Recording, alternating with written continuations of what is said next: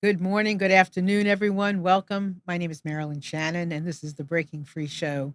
And I am so delighted to have all of you join us today. I want to say hi to Amnon. Hello, Marianne. How are you? I'm good, and you? I'm fine. We went through it. It's over. The sun It's came out today. the Wow. sun is out in this part of North Carolina, and oh my God, what a beautiful sight that was! And I just want to say to everyone out there who might be listening to us from our coasts, I'm so sorry about all that's gone on there. We are just it's hard when somebody contacted me, my family during the hurricane, and how are you? How are you doing? And we were fine. We had rain, we had a little wind, we were in, but we were fine. And it's hard to feel fortunate when there's so many people around you that have lost so much, so many lives, so much material, houses. I mean, they're just their life. And I just want to say to everyone out there, I send you my prayers and my blessings, my love for just, I don't even know what for, just so that Well, just for just quick recovery. to recover, to move forward, to um to do your best. That's all any of us can do. And for all of us that were not directly hit, I say, this is a moment in time when we get to reach out and be who we are at our best. As far as a community, as far as a family, as far as individuals, we get to just be connected. And we do that at our best. We Americans, we as a human race, I believe we do that well when necessary. And this is a time for us all to come together. So for everyone who doesn't have power, who's got trees down, who's just lost, I just send you my love. And if there's anything that we can do for you here, please connect with us anytime. You can write me, even if you just want a special word, Marilyn, Marilyn at MarilynShannon.com. So let's get on with our show, right? And so we have a special guest today, as always. Love to bring you something that will, maybe make us think a little differently, think a little more, process something different, uh, something that will move us forward. Where each and every moment and second that we move forward, we have a feeling of freedom. We experience that freedom step, I like to call it. So today we have Julian Royce, who's here to join us, and we're going to be talking about Buddhism philosophy. We're going to be talking about mindfulness. We're going to be talking about self, mind. There's so many things I want to talk about. So we're probably going to jump around, get a piece of paper and a pencil and get yourself ready because we're going to be talking about a lot of things. And also, anytime you want, you can call into the show at 919-518-9773, or you can come in on Skype at computers, that's plural, the number 2K voice. And we also have a chat. You can join us there. Just put your name under the video and ask questions, whatever you like, make a comment, all of that good stuff. So Julian, tell everybody who you are. Welcome to the show. Thanks for having me on. I am a recent graduate of a Master's of Clinical Mental Health Counseling and also a Master's of Religious Studies degree. So I'm a longtime meditator and been teaching meditation now for the last 3-4 years. And I'm starting to work as a therapist. And you went to, and where did you, and your Buddhism? Yeah, I went to a university called Naropa University, which calls itself a Buddhist inspired university, I think. So it has that flavor. We will, sometimes meditate in the classroom or bring in some of those concepts, apply mindfulness a lot. And mindfulness was the focus of my program, and of the kind of therapy that I want to do. So tell us, first of all, how did you find yourself on that track? That's a good question. I remember I had a friend when I was in high school who worked in a bookstore, and I believe it was my 18th birthday, and I was a senior in high school, and he said to me, like, go around the bookstore and find any book that you want to find, and you can have it. It'll be your birthday gift. And I remember like walking around this bookstore, and I was so drawn to the I guess spirituality section, and then choosing this book called Awakening the Buddha Within. And somehow that memory has stuck with me. Like there's just something in me that was drawn to that. And I just started reading about it and kind of following that interest, and then taking classes in college and starting to go on some meditation retreats. And it's just been a thread that I've followed for many years now. So what is it about Buddhism? I think its description of reality is what has had me stay with it. The way that it, I say it, like it's really like teachings. It's like teachings to help you become more in harmony and in tune with reality, to reduce your suffering. I think it has a reputation often as being pessimistic because it addresses suffering at the very beginning. But that was appealing to me because it felt true to me. And so acknowledging suffering and how to work with it so that you can reduce it for yourself and others. It's hard to, I don't know, it's kind of hard to say, but something about it like clicks with me and works for me. I think there's a lot, everyone has their own path, and there's a lot of different paths and teachings out there. So it's not like there's only one way for everyone, but just within the Buddhist traditions, there's like so many different teachings and practices and ways of working with your mind and your body and your energy and working with other people. So it's a very, it's not like one singular thing. It's really a very wide, open, vast, many different tools and many different things that it has to offer for modern psychology and neuroscience. And so it's exciting to see that conversation happening as well. So when you say they start with the suffering first, so what I'm understanding then is that what we resist persists no matter what anyway. So you can say, all of that stuff doesn't exist, but it really does. And so to acknowledge that it really does exist and to learn to work with it is the antidote. Yeah, exactly. Yeah, acknowledging what your reality is, what your situation is, and not trying to pretend everything is fine or ignore things. Yeah, what you resist persists. Another saying I like is the only way out is through. It's kind of saying the same thing, I think. Like when something's bothering you, something's affecting you, you have to go through it. You can't really avoid it or get around it. And we tend to repeat the same patterns. We'll find the same situations over and over again. I think that shows up often in relationships. Like you leave one relationship and you enter another one, and then the same issues will start coming up. And it's really you. It's really your own mind, your own habits, your own ways of being in the world that you need to look at. So would you say that Buddhism is a tool or is it a religion? Yeah, I would say it's a series of tools. It is a religion also, and it can be, and you can engage with it in different ways. But I think really it's a series of tools. Yeah, a series of teachings, and the teachings change. There's different levels of teachings, and the idea is that you can progress to deeper and deeper levels, and none of the levels are considered to be ultimately true exactly. It's more one of the hallmarks of Buddhism is it's meant to be very practical. So it's whatever works. And so different people in different situations are going to have different tools. I mean, that being said, there is the ultimate level that different Buddhist traditions try to get to in different ways, but it's often taught to be ineffable, inexpressible, beyond words and concepts.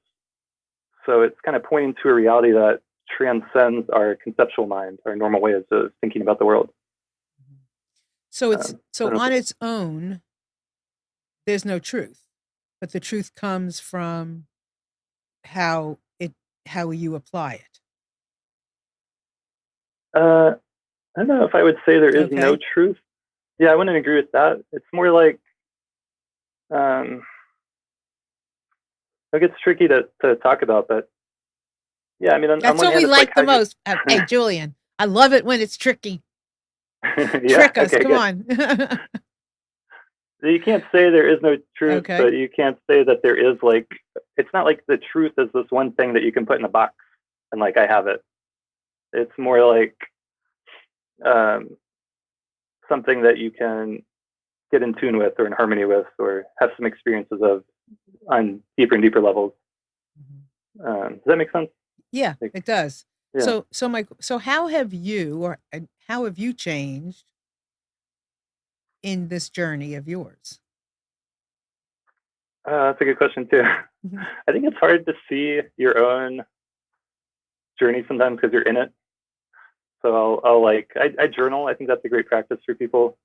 And I'll look back at my journals and I can appreciate my path when I do that more. I think it's helped me. I think part of it has just been like learning how to listen on a deeper and deeper level, and learning how to not react so much to my own thoughts and beliefs like instantaneously. Like give things more space, more time, be with things, be with discomfort. And I think that I feel like more of a lightness that can come in.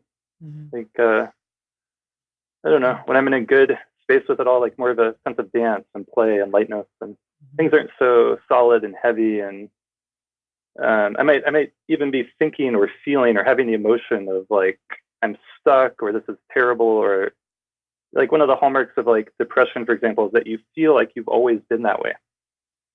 And then conceptually you can know like, no, I know that I haven't always been that way, but when you're in it, you really feel like, right, this is the way it's always been. This is the way it's always going to be. And so I think meditation helps you break out, or at least start to see through those beliefs, even in the middle of them. Like, even though you feel that, and that's your reality, it's not ultimately true on some level.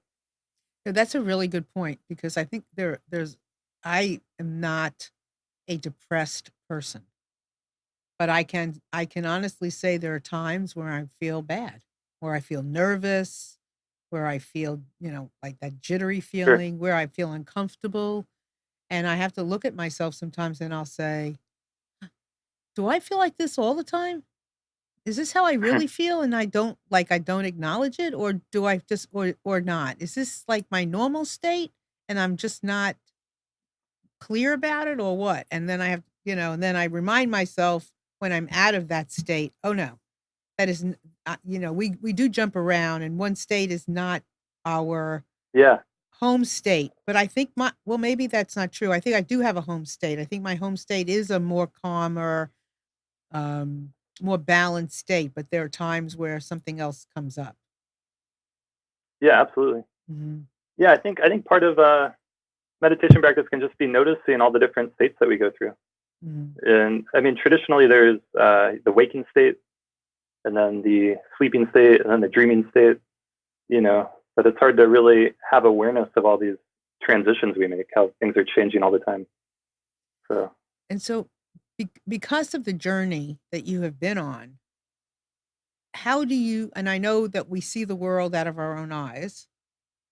I mean, I can't see the world out of your eyes. You don't see it out of mine necessarily, but I see it out of my eyes, and my eyes see it based on where I am and what I've accomplished and what I've learned. And how do you see things in the world based on a Buddhist eyes?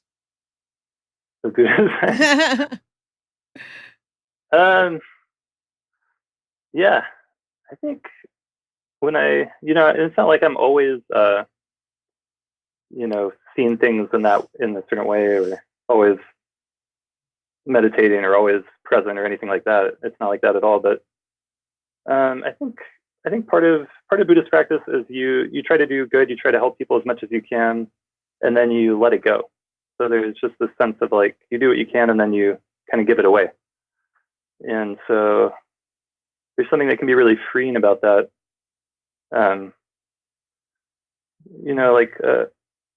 Kind of taking a leap to surrender control.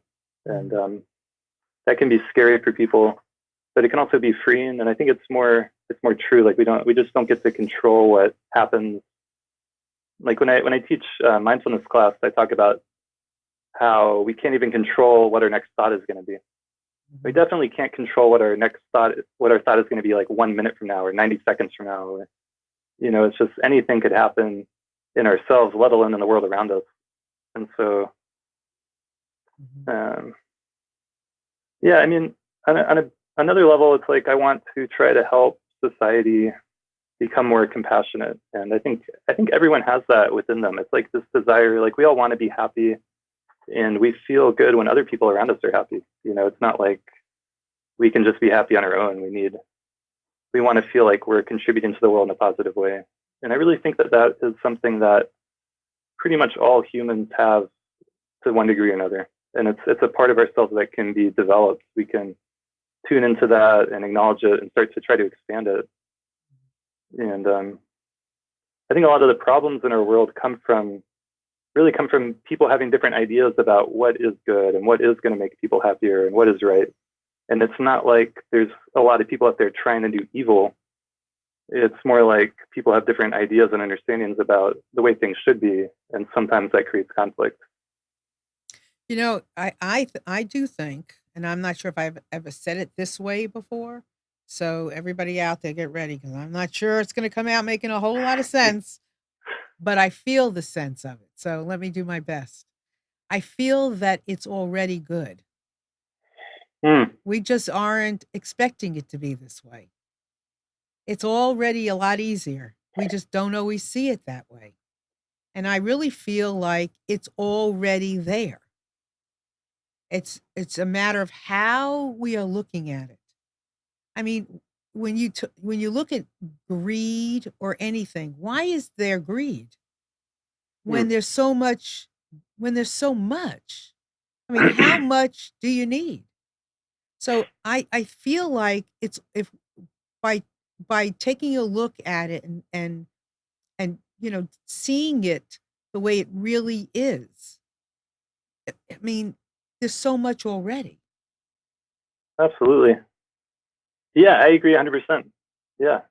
I think we've been I think we're being conditioned all the time to want more with advertisements and with, there can be something good about wanting to improve yourself and improve your situation and get more. But yeah, when you talk about greed, it's like I just agree completely. Like if we can look at the world, if we can go, like, I think people can get that when they go out into nature and you see all the trees and it's just everything is already there and everything's already kind of perfect, just how it is. And it's so rich and abundant. Right.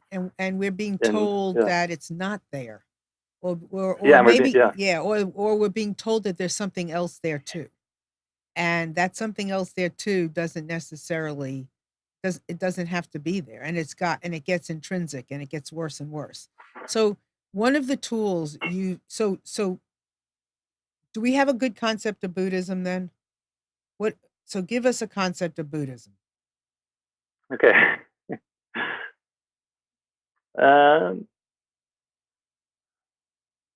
I think I really like what you just said. Like everything's already good, and we just have to see that. What would a good concept of Buddhism be? Well, one way to look at it, like I started off saying, is acknowledging the suffering that we have and that we're somehow contributing or creating, and then becoming we want to increase our awareness of what's actually happening. And that in itself, like awareness in and of itself is healing and empowering. And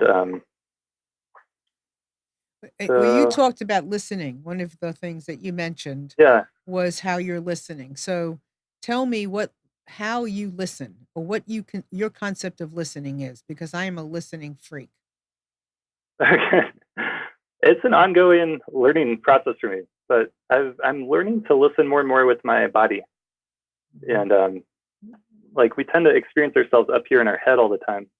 And so we can learn to drop our awareness down into our body, and just tune in. Like our body is this amazing thing that it's almost like a supercomputer. And scientists are now talking about how we have kind of 3 different main nervous systems, like in our brain, our heart area, and in our gut. And so I think feeling your body more, like whole body listening, giving space, clearing your mind, really just giving your attention to someone else can be a profound practice. So when you talk about what is listening? What is listening? So when you talk about the body listening, what is the act of listening? There's a sense of being with whatever, like giving your attention to something other than just your normal thoughts, I would say. Mhm. It could be another person. It could just be like if you're going for a walk outside, it could be listening to the land or to the sky, or just being open and receptive to whatever is happening. I think that's a part of it. Mm-hmm. Yeah, when you mentioned, observing, I mean, so my explanation is that everything around us is giving off information. Everything. Yeah, Touch, taste, smell, everything that we feel, that we experience is sharing something, is talking to us. Whether even a tree, a rock, yeah, it may not be, in words, but it's saying something. It's a rock is, it's hard. I mean, we make things up that we hear or that we notice from it, but it's hard, it's shape, its size, it's this, it's that, its location. All of those things are things that we get to tune into on on a level of listening. yeah, yeah. I'm just thinking about like my dog, for example. I have a dog, and like I can just tell like when he wants to go outside. I can tell when he needs water, or so like this morning, he was about to throw up, and so I had to like, I noticed that. If I hadn't noticed that, I would have Right. probably thrown up on the carpet. And so that's part of listening, like just noticing. And like with the rock example, like I once gave a ride to a I don't know, what is it, a geologist, and we had this amazing conversation where we were like driving through the mountains of Colorado. He knew so much about all the different rocks and mountains and mountain formations, and he was pointing out mountains that had been volcanoes millions of years ago. And so his level of awareness of that kind of thing was amazing. And so, Right. yeah.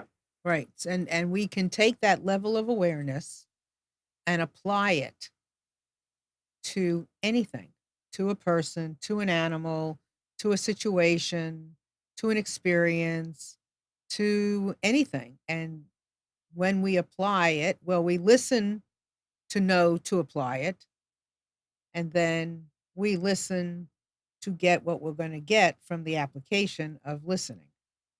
And that whole Hmm. thing is a listening. So, so meditation. Talk to us about meditation, because you said earlier on that that was one of your key tools. So Yeah, talk to absolutely. us about meditation, and I want to talk about mindfulness, because mindfulness, I am seeing and hearing come up in a lot more places, and Hmm. it's being given a more authority. Oh, that's wonderful to hear. I'm seeing that too. I think that's great. I think it's really seeping into our culture in a positive way. Meditations, it's like when you ask me about Buddhism, it's one of those things that is a huge topic, and there's so many different ways you could talk about it or approach it. And but I once went on a Zen retreat, and the teacher, this is the Zen master Junpo Roshi, and he looked at us all very intensely, and he said, "Listen, listen." And then we sat in silence for, I think, the rest of the day. Like that was his meditation instruction, basically, was just to listen. So that might be a good way to start. You could also, I mean, the classical way it's often taught is you start to tune into your breath just as an object. You want to build the ability to focus. For a lot of people, and I think it's getting worse and worse with social media and cell phones and the speed of everything, but it's very difficult to stay with one thing for more than a few seconds. And so part of meditation is developing that ability to stay with something, to stay focused and present. And then you can talk about it in terms of, one way I like to think about it is, if you can take an object like the breath, and you're going to put your attention on the breath, and you're going to keep it there. And then you're going to get distracted and get lost in thoughts. And then at some point, you're going to notice that you're distracted, and you're going to gently bring yourself back to your breath, or the object of your meditation. It could be any object, really. And so that is a path of meditation that requires some effort. You're making an effort to stay with one thing and to let go of other things. And another approach to meditation that is actually potentially more accessible and helpful for people, and it it may become accessible after you've done this kind of more effortful practice for some time. But eventually you can start to practice in a more effortless way, where you don't need to try to do anything. You're just basically being. You're just letting yourself be and be open. And you're not getting distracted in the sense of getting caught up in a particular thought. But you're also not trying to hold your attention to any particular object. So you're just being in this open, spacious way. And some people can just tune into that right in the beginning and feel like it's some benefit from that. So can I ask you a quick question? Yeah. Is distraction? Because if you're if you're meditating and your thoughts go somewhere, what makes that a distraction as opposed to something else? That's a good question. It depends on your intention. It depends on your intention and the kind of meditation that you're doing. So if you're going to sit down and you say, I'm going to meditate for 10 minutes and I'm just going to focus on my breath, and then you lose the breath and you're lost in thoughts, or you hear a sound of a car and you start thinking about the car, or your phone vibrates and you start looking at your phone, then you've lost your object. So you're distracted from that. But if your intention is to, if you sit down and you're like, I'm just going to sit for 10 minutes and be with whatever arises for me, then a thought isn't necessarily a distraction, but it becomes very subtle. There's a difference between being lost in thinking and being aware of your thoughts as they come and go. And that's pretty subtle, and it gets more and more subtle as you practice with it. An analogy that's sometimes given is like our mind is like a river, and the thoughts are maybe like leaves going down the river, and you're sitting on the bank and you're watching the river and you're not distracted. But then if all of a sudden you wake up and you're in the water, then you got off track a little bit and you have to go back. Okay. And that happens over and over and over and over and over again.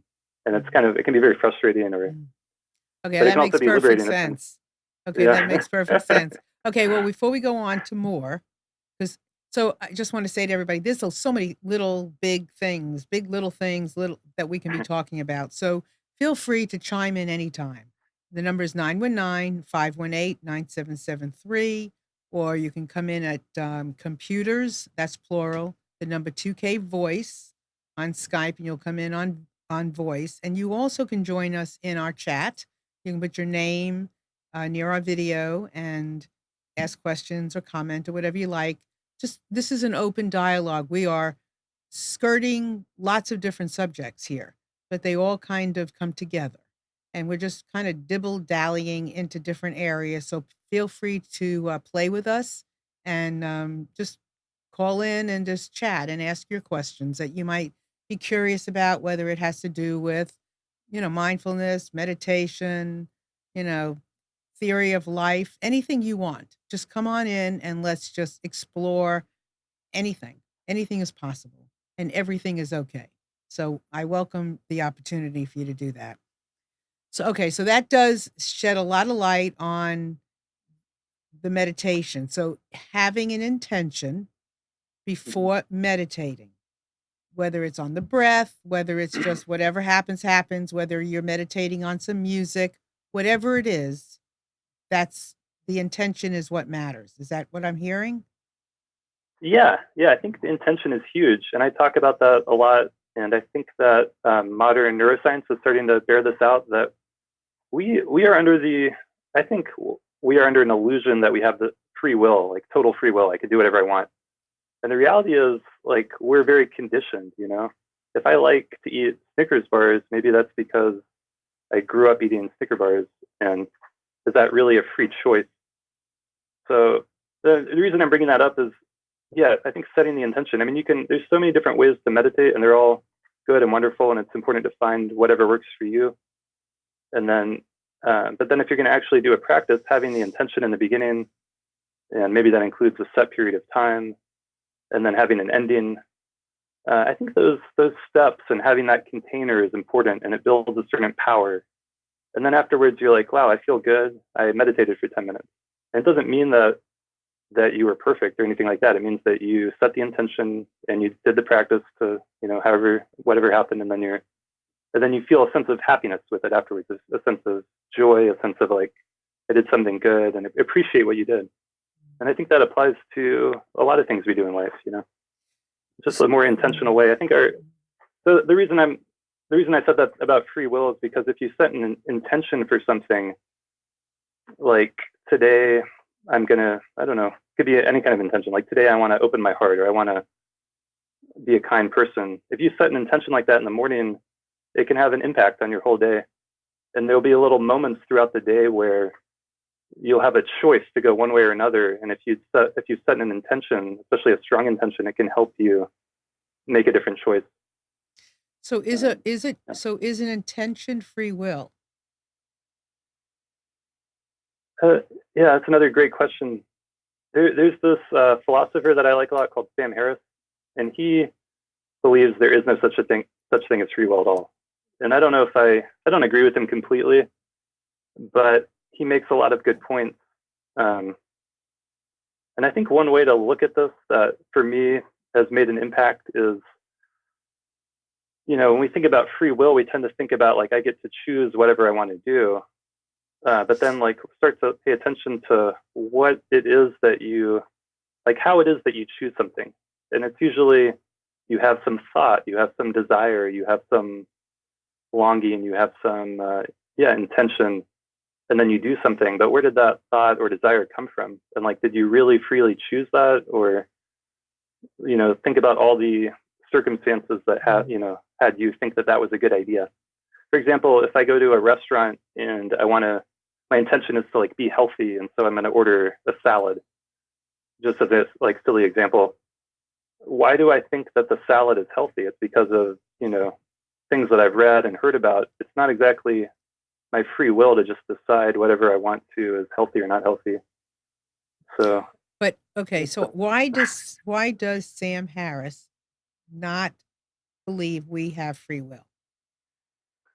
He's kind of a materialist, and he's a neuroscientist, and he is looking at the neurons firing in our brain, and he is saying that if different set of neurons fire, you will make a different choice, and you will believe that is a free choice. But those neurons actually fired a few microseconds, a few moments before you have the conscious thought to do something.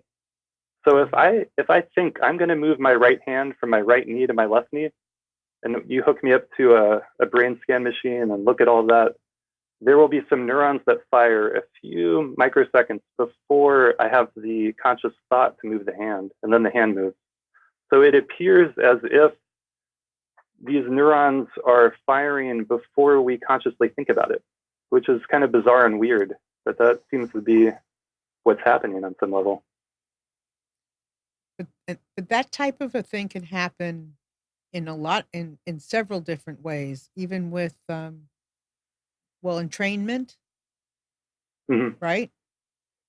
I mean, when there's a flow. Yeah. Right? Yeah, that's a good example. Like a group, is that what you're talking about? Yeah.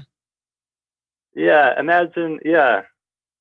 Yeah, I mean, I think we've all had experiences where we start doing something and then before we even realize what we're doing. And if I'm walking down a crowded street like in New York City, and all of a sudden everyone looks and points at somebody, and it's like some famous person, I'm gonna look over and like try to see what they're looking at. Mm-hmm. Do I really have a choice to like not do that? It's so automatic. It's hard to. Or if someone says fire in a movie theater, you're gonna get up and run out of there before you even know what's happening. So what would happen with what would happen with us if we said we have no choice, or if we do have a choice? I don't know. I mean, it seems like it is good to believe in some amount of free will so that we can chart our destiny, so that we can create positive intentions. So the way I think about it is the mindset and mind states and intentions that we cultivate will have an impact. And I think we do have some freedom and some choice. So maybe instead of thinking about free will, like you can just do whatever you want and you have total freedom, maybe it's more accurate to consider that we have certain options on our menu. Mm-hmm. And we have certain directions we can choose to take. If I'm driving in my car down the road and there's a intersection. I can go left, I can go right, I can go straight, but I can't really just drive off onto the sidewalk or go wherever I want or fly up into the air. So I think we do have some freedom of will and freedom of choice, but our choices are much more limited than we tend to imagine they are. Yeah, Right. that's how I think about it. It's interesting when you try to when we dissect ourselves, because we really Yeah, don't know anything. but we in America we love freedom. Like, we're a free country. I'm a free person. I'm an individual. Well, this is the And we Breaking kind of Free show. yeah Don't forget. yeah. Well, I think freedom could come from kind of seeing some of our limitations. We're seeing. I think we are totally free in our awareness. So it's a little paradoxical what I'm trying to say. Well, I think it's a But dance. I think it's yeah a dance. yeah I think it's such a molecule, such a small little teeny tiny little minute shift from choice, no choice. Choice, yeah choice, no choice, choice, no choice. I think it kind of goes back and forth like that. And I just think that, maybe part of all of these practices are, and you said it earlier, and we know, is to listen and to listen into giving ourselves the space hmm to get into the shift, into that magnetic thing that shifts, right? yeah And yeah holding it,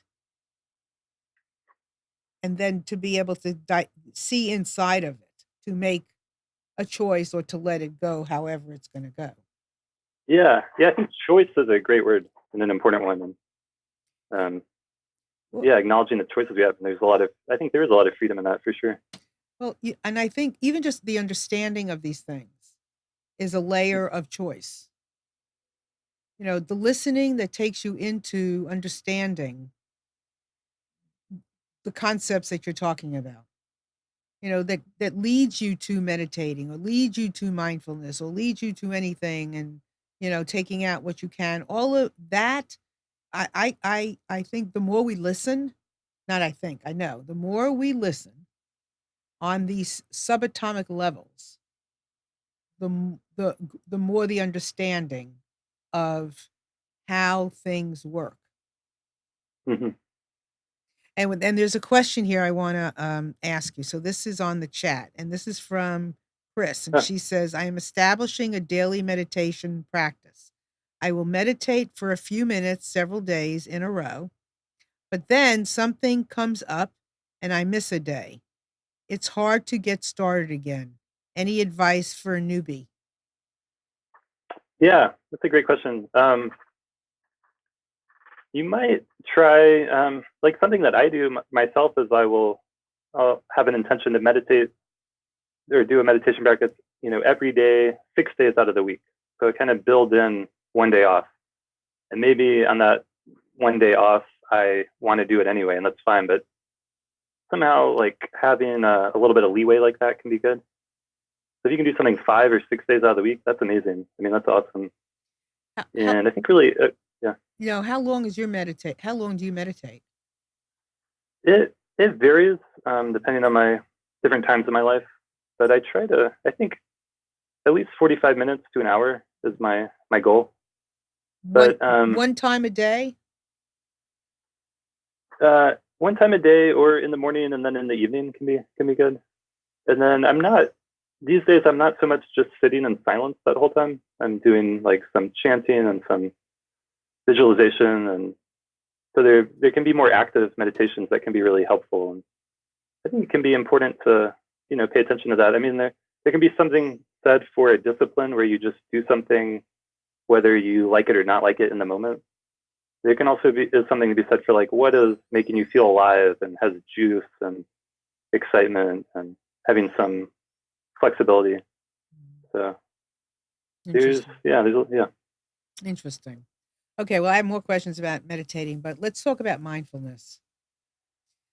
There's even in I know I work with several psychiatrists, and with you know people having personality issues and so forth. There's this uh, path to mindfulness that they are hmm suggesting. So can you talk to us about mindfulness Yeah, and what definitely. and the generalizations, and then let's just narrow it down some. Um, yeah, mindfulness. There's a number of different ways that's being taught and talked about, and definitions.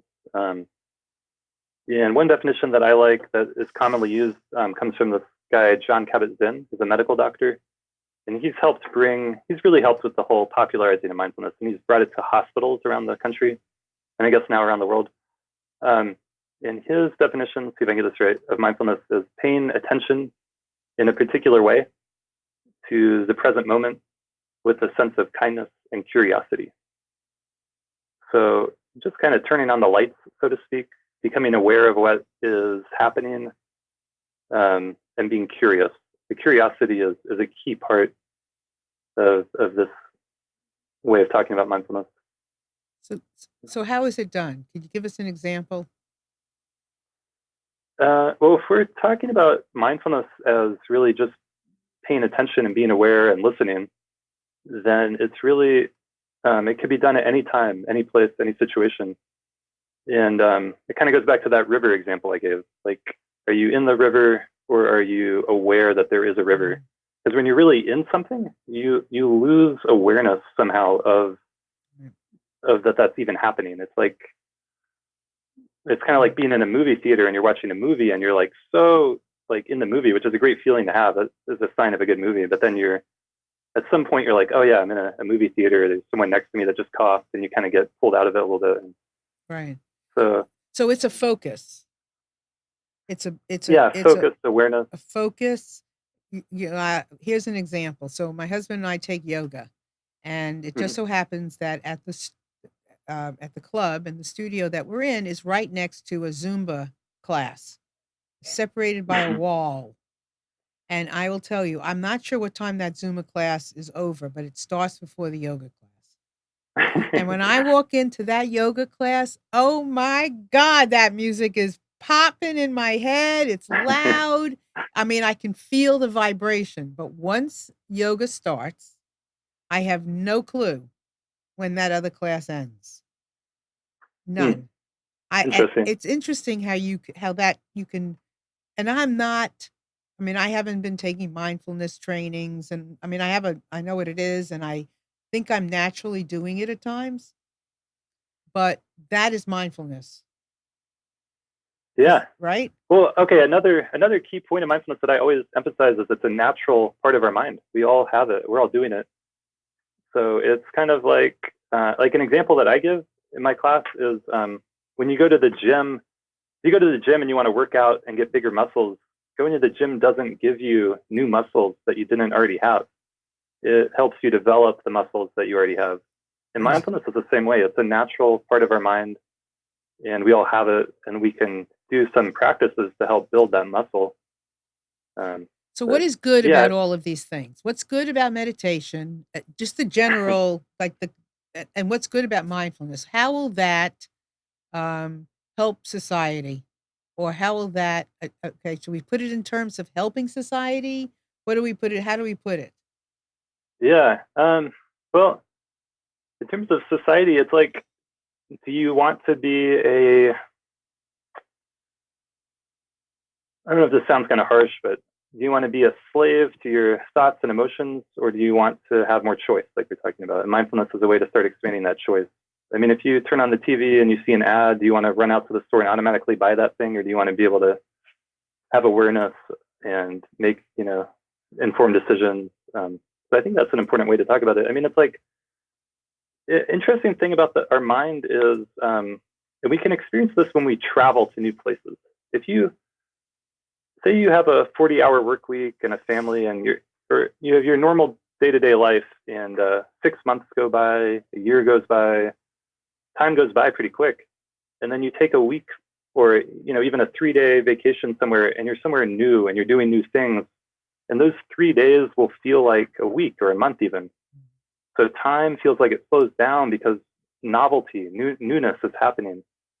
And what mindfulness can help us do is start to wake up in our daily life. So we're not just going through the motions. We're not just like on autopilot or awake and appreciating. You have more moments of noticing the sunset or seeing a friend and having more appreciation for them, more awareness of the impermanence and changing. And yeah, I think that's the real gift of it. And I think when you start to tune into that, maybe you make different decisions about what you eat or what, your consumption habits. You start to be more aware of the impact you have on other people in the world. And ideally, it will help us live more in harmony with each other.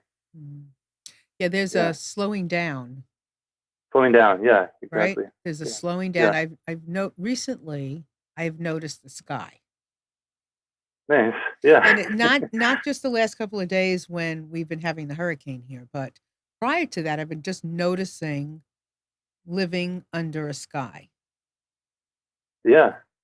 It's been very interesting to me to look up and see this magnificent landscape painting that I am living under. Yeah. I mean, it's beautiful. It is beautiful. How many things can we turn around mindfully look at and notice the beauty, notice something in something? Absolutely. I mean, I think it's hard for us as modern people to appreciate and imagine our ancestors, or I mean, even people living more traditional lives today, how connected they felt to the cosmos, to the moon phases, to the sun, to the weather, to the sky. And then you guys just had that huge hurricane come through, and like it's this massive weather event that will force some people to slow down. I mean, I remember as a kid, we had Hurricane Fran. I grew up in North Carolina, and Hurricane Fran came, and we didn't have power for 2 full weeks. And it's one of my clearest memories of that time in my childhood. I mean, all of a sudden there was no air conditioning, no electricity, no refrigerator, no school. Like it was just this, and there was no TV. So you're just kind of there. And surprisingly, you're not bored. Like it was amazing. Like I got to meet my neighbors in a whole new way, and ended up being, in some ways, it's a terrible event, obviously, but in some ways it had a lot of positives. Like everyone, like you were saying at the beginning of the show, people came out and helped each other, and we all had like a barbecue and made food together, and we slowed down. Slowed down. So do you, from the perspective of where you are and what you've learned and where you come from and the concepts that you've acquired and what you're teaching, how do you look at a hurricane? Yeah. I mean, when I've been following the news and feeling compassion and care and concern, and it's terrible to read about people dying. That's terrible. It makes me think about global warming. It seems like these storms are getting worse. And but then, my own memory of Hurricane Fran that I just described, it's like, it's hard to say actually what's good and what's bad sometimes. Like there can be goodness in something that's bad, and there can be bad in something that seems really good. So, but it's definitely an event that is outside of human control.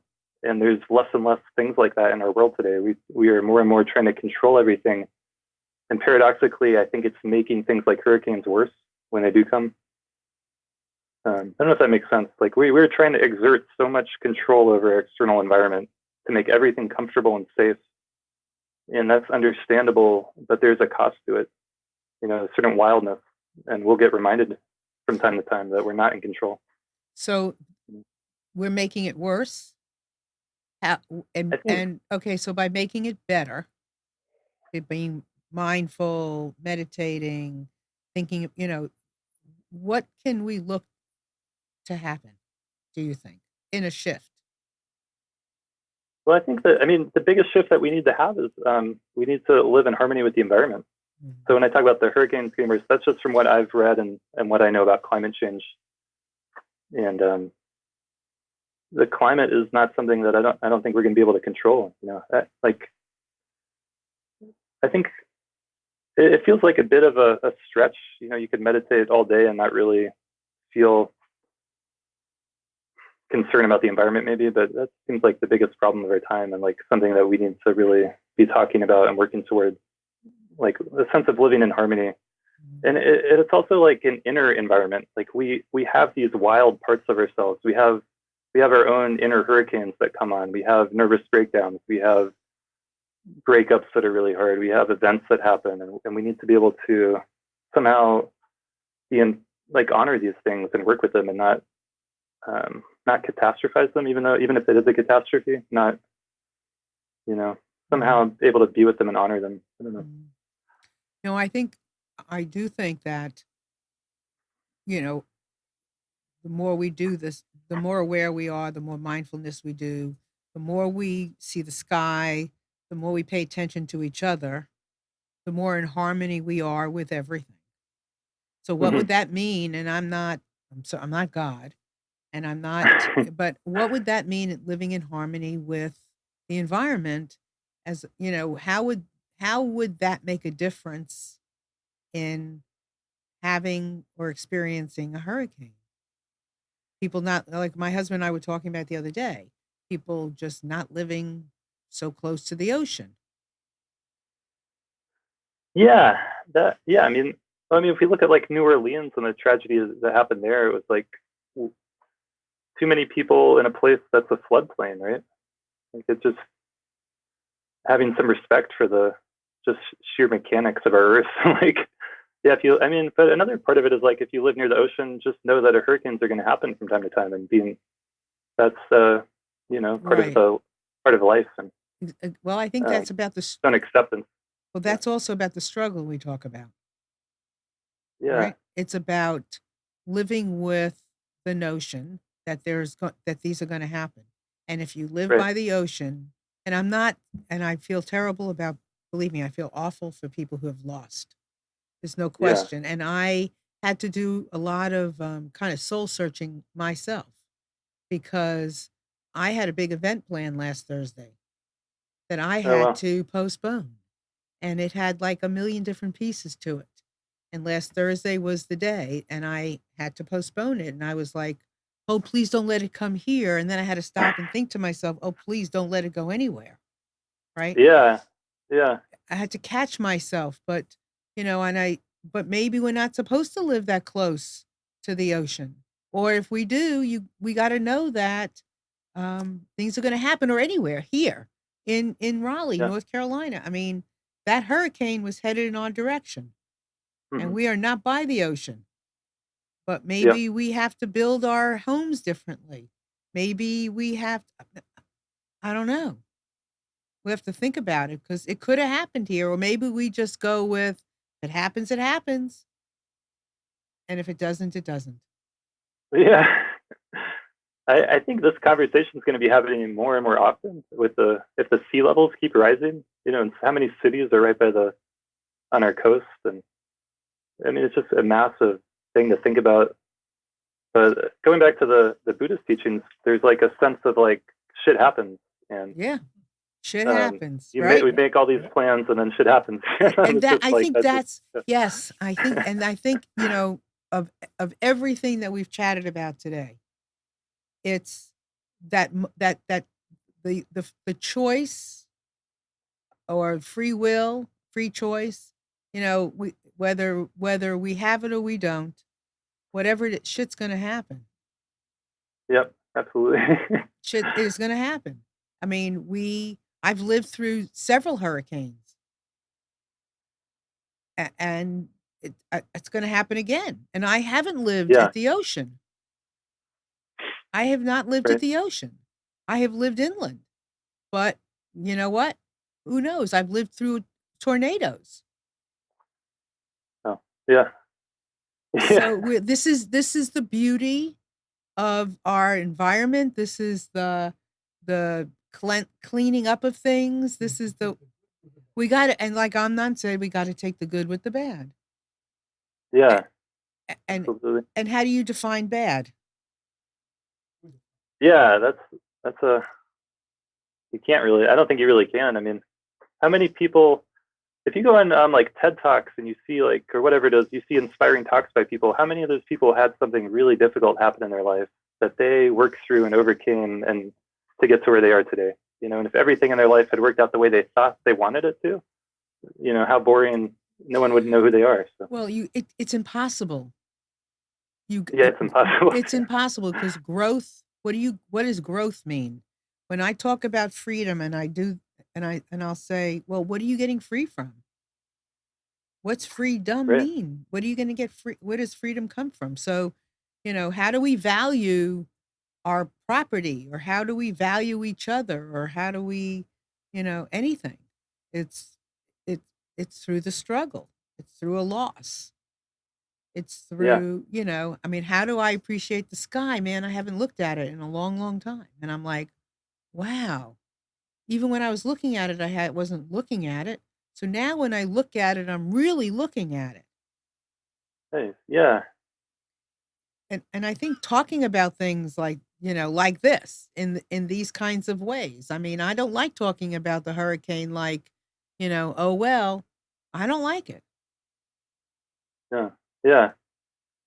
But I don't like seeing trees down. I don't like hearing about the Yeah. deaths.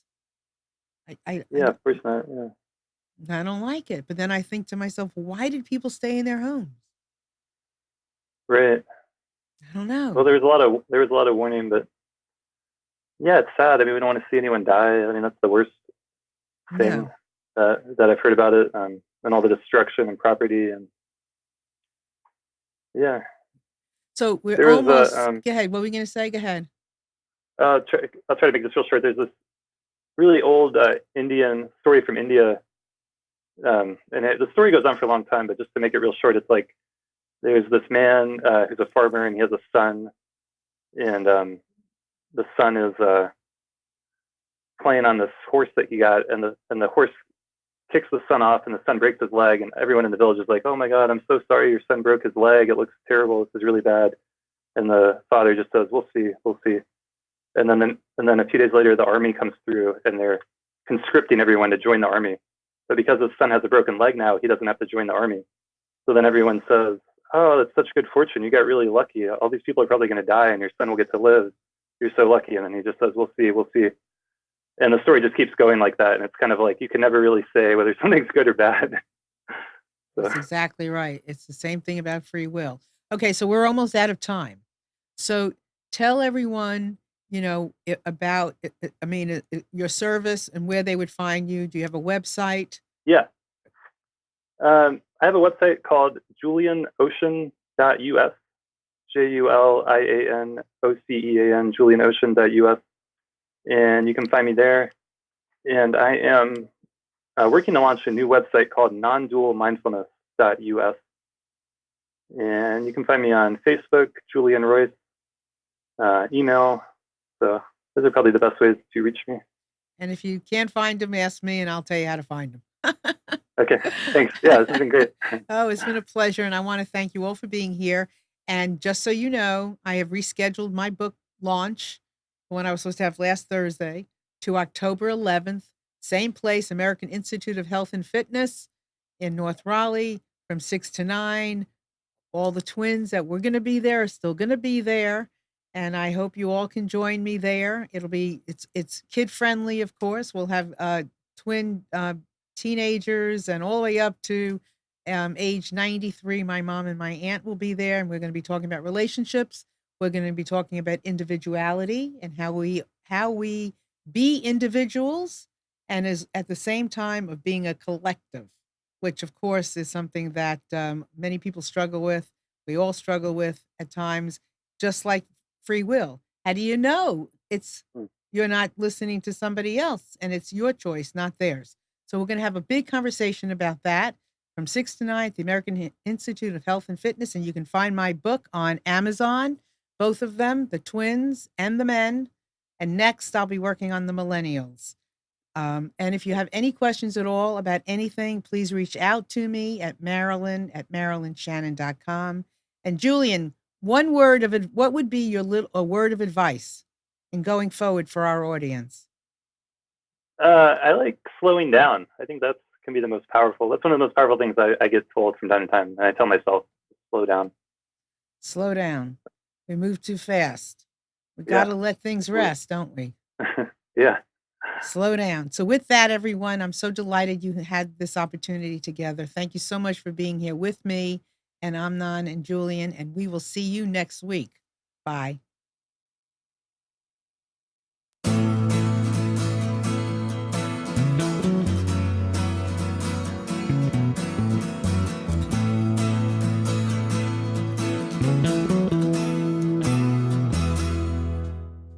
You are tuned to the Nissan Communications Network. If you tuned in too late, you can always watch each program in its entirety or download an MP3 audio file of it in the archives section at nissancommunications.com. Don't forget to subscribe to our YouTube channel, follow us on Twitter, and like us on Facebook. Sponsored by Telestream's Wirecast software, StreamingGear.com, Carolina Apparel, and DeltaForce.net.